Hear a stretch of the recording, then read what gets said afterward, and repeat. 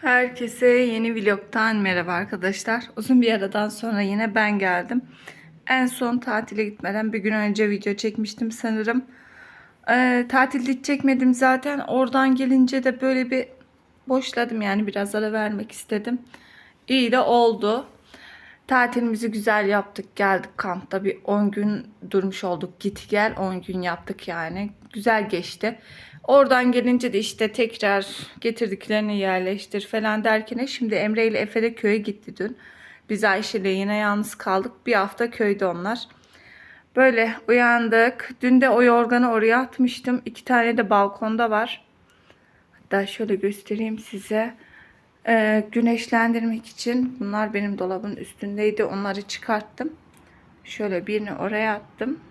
Birini de oraya attım. Şu armutlar da olgunlaşsın diye koymuştum sert. Böyle şimdi bunları bugün de havalansın. Ondan sonra bir 2 tane daha var. Onları çıkartacağım. Onlar da güzel havalansın. Böyle her sene atıyorum. Balkonda yok diye bunu atmıştım ama şimdi bunu balkona çıkartacağım. Kahvaltı yapacağız. Öyle şimdi kahvaltımızı hazırlayalım. Sizler nasılsınız? Neler yapıyorsunuz? Umarım herkes iyidir. Herkes bir yerlere gidip geliyor. Yaz tatili. İnsanlar evde durmuyor. Biz de inşallah köyde gideceğiz ama ne zaman gideriz daha tam belli değil henüz. Öyle. Neyse şimdi uzatmayalım. Önce bir kahvaltı hazırlayalım. Oraya soğan çıkarttım. Menemen yapacağım. Ayşe'yi de ekmek almaya gönderdim. Şöyle biraz da sucuk ekledim. Ayşe Hanım'ın isteği üzerine sucuklu kaşarlı yap diyor. Şöyle biberler, soğanlar iyicene ölecek. Diri diri kalınca ben sevmiyorum menemende.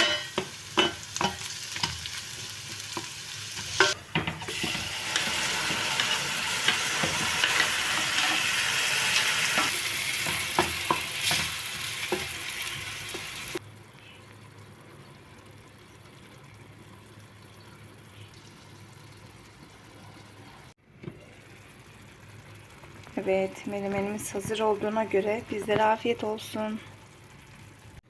Şu ocağı kapatayım. Su koymuştum. Kahvaltımızı yaptık. Şu ocağın demirlerini falan makineye attım. Dedim güzel yıkansın, yağlanmıştı. Çaydanlığımın eli yüzü de battı. Çiftleyeceğim birazdan. Tatilden geldiğimizden beri şu dolapları hiç silmedim. Kaç gün oldu? 2 hafta oldu. Bugün bir sileyim. Hiç de yapasım yok. İçimden böyle sıcaklardan mıdır nedir? Hiç iş yapasım gelmiyor. Bakın şöyle hep el izi. Buralar bayağı bir yağlandı falan. Şimdi şöyle dedim, ilk önce bir yağ çözden sıkayım. Diğer tarafları silene kadar buralarda aksın.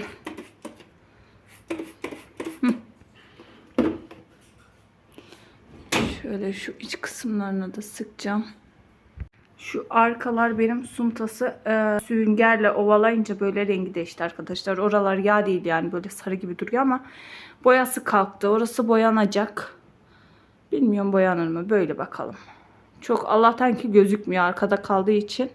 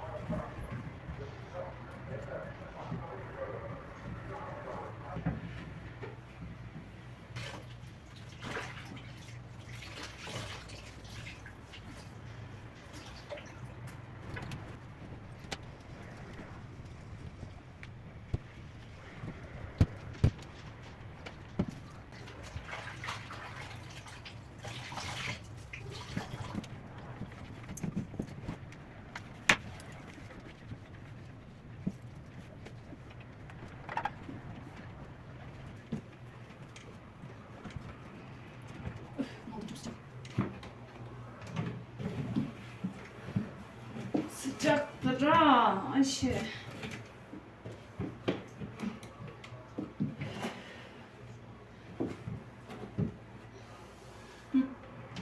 Benim bu duvarlar buralarda battı ama Seneye inşallah boya badana yapacağız. Anne. Efendim. Tamam. Tamam. O zaman buralar mislenir. Bu sene kaldı. Koridorla zaten en çok mutfak kirlenen yer. Diğer odalar öyle aman aman değil de mutfak bayağı bir kötü oldu benim koridorla. Tavanları falan da boyayacağız. Tavanlar zaten bir tek işte bundan 5 yıl önce ben badana yaptım. Tabi seneye 6 sene olacak. 5 yıldır sadece mutfağı o zaman da tavanlı yapmıştım.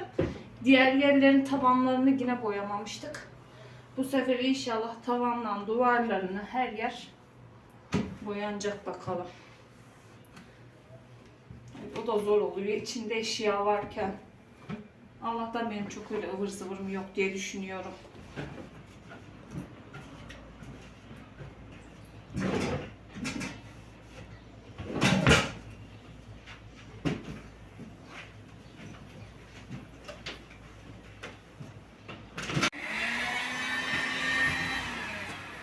Şarjım yok.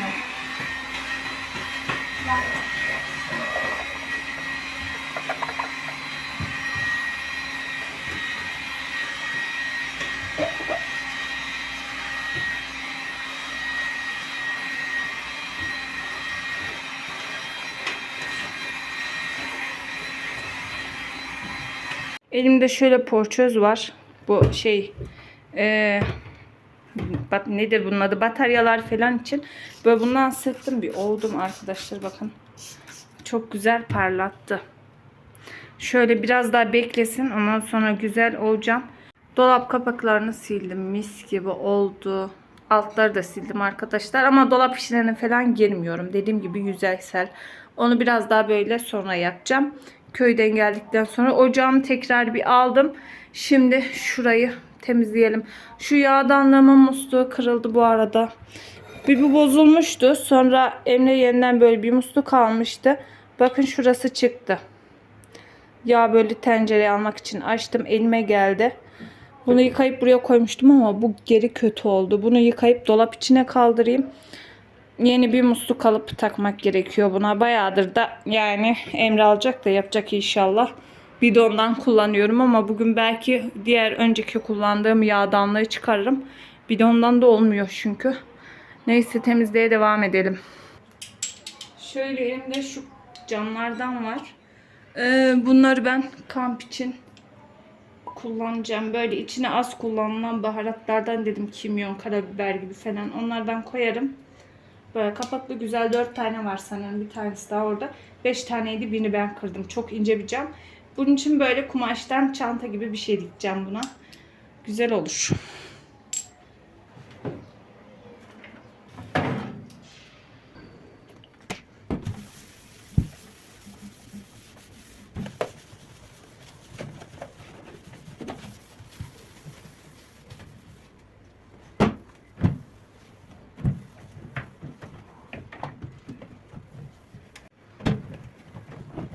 İçini sabah silmiştim mikrodalgamın.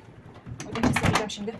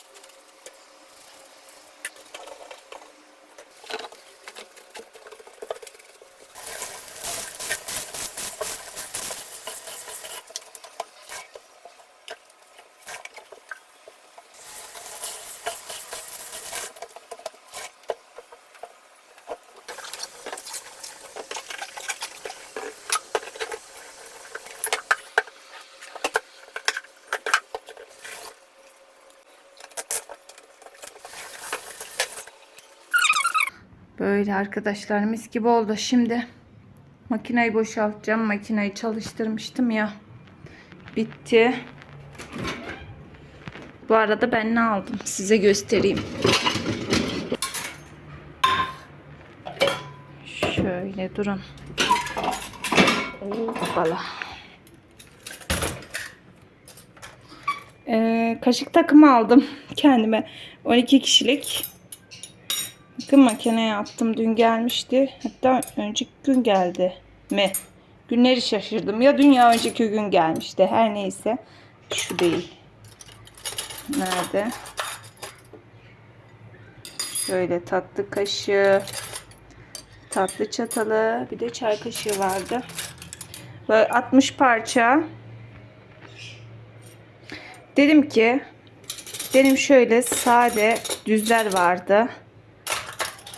Bulamıyorum. Bana gündeliğe eskiler yetmiyordu arkadaşlar. Benimki eski zaten. Her bir çeşit, takımda değil. Dedim ki kendime yeni bir kaşık takımı alayım. Şunlar benim 12 kişilik yine. Çay kaşığı yok yalnız. Ben bunu A101'den alıp böyle takım yapmıştım. 12 yemek çatalı, 12 tatlı kaşığı, 12 tatlı çatalı var. Evet, böyle bunları ben misafire kullanıyordum. Kendi kullandıklarım zaten çok eski. Onlar yeni de değildi yani. 13, evet 14 senedir de zaten ben kullanıyorum. Öyle onları kaldırayım dedim. Şunları gündeliğe çıkaracağım. Şunları da misafire aldım. Böyle. Nasıl, ben çok severek aldım. Bilmiyorum. Hoşuma gitti modeli. Şöyle. Çok cafcaflı değil. Çok sade de değil. Böyle hafif bir deseni var. Bilmiyorum. Böyle bir şey aldım bakalım. Şimdi bunları kaldırayım. Kutusunu attım bu arada. Kutusu zaten böyle plastik bir şeydi, üstü kadife kaplama gibi bir şeyin içine koymuşlar da pek hoşuma gitmedi. Bir de çok büyük. Yer tutar. Bunlara şey alayım diyorum. Ayşe için bir kutu almıştım ya ben. Beslenmeye işte çatal kaşık koymak için. Böyle uzun. Ondan alayım diyorum. 3-4 tane alsam yeter. İşte birini buna koyarım. Birini çatalları, birini kaşıkları. Şunları da birinin yanına koyarım. Böyle 12 parça ama 12 kişilik 60 parça bir takım almış oldum. Şöyle modeli ağır, şık bence. Makineye atmıştım yıkansın diye. Şimdi makineyi boşaltalım. Bakın şöyle. Nehir'inki bu arada.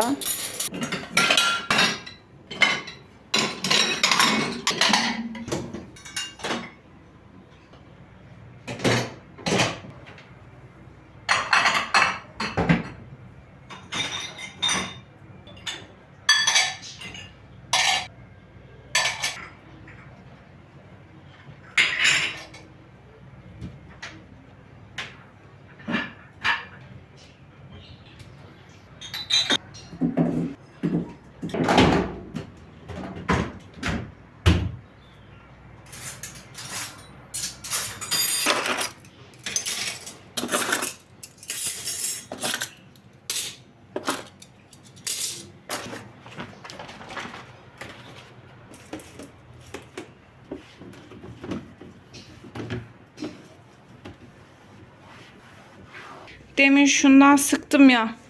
Şuraya. Bakın ne yaptı. İlk defa böyle bir şey başıma geldi. Buraların rengine gitti yani, bir değişik bir şey yaptı. Rengi attı gibi, leke bıraktı. Aklınızda bulunsun. Inox burası. Böyle oldu, kötü oldu. Çok da net belli olmuyor şeyde, kamerada ama.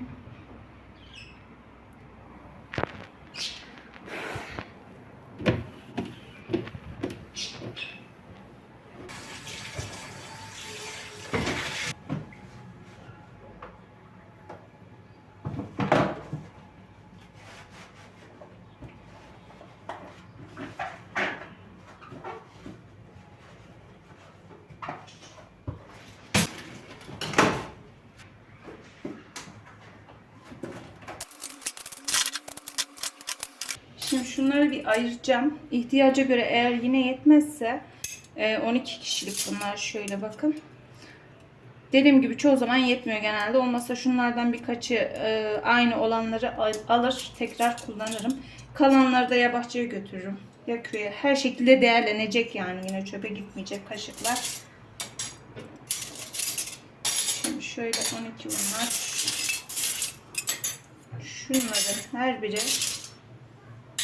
ayrı.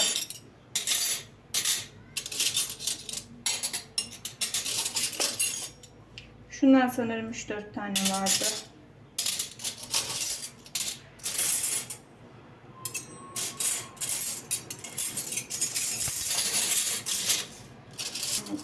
Şu çatallar zaten çok kötü. İncecik böyle eğiliyor, bükülüyor. Bunları da ayıracağım.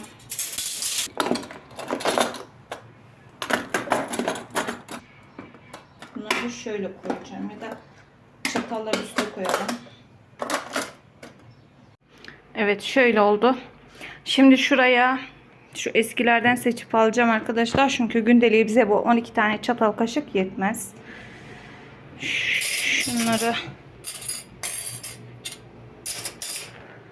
Şunları şöyle şuna koyacağım. Şimdilik bunları dediğim gibi o kutudan alacağım.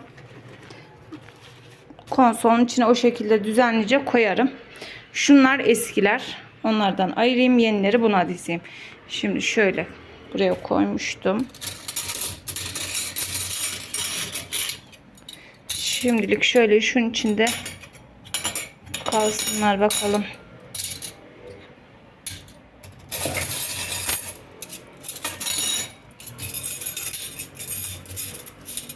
Şöyle. Şu kaşıklar koyduğumun, bunlar da servis kaşıkları. Bunları yine buraya koyacağım. Tamam, hallettik. Bu konsola kalksın. Şunları da ben bir seçeyim arkadaşlar. Kaşıklardan ayırayım dedim, aynı olanlardan, ama hepsi bir çeşit yani. Hepsi birbirinden farklı arkadaşlar. Şundan bir 4-5 tane aynı olan vardı sanırım. Şunun ikisi 3 farklı. Şunun ikisi aynı. Yani hepsi karışık. Neyse artık. Şundan 5 tane vardı. Bundan alayım dedim ama bu da bakın sallanıyor. Kaymış iyicene şekli. Bu da aynı şekilde yamulmuş. Şunları alayım. Dediğim gibi duruma göre bunlar yeter herhalde bana. Şunlar da gider. Bu kadar. Tabii. Şöyle makarnayı ortadık. Yalnız sosu biraz koyun olmuş Ayşe. Ayşe yoğurtlu makarna istedi.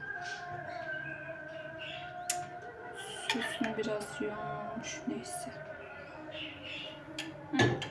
Yanına da bir şöyle domatesi, soğanlı salata yaptım. 2 kişilik yemekler böyle.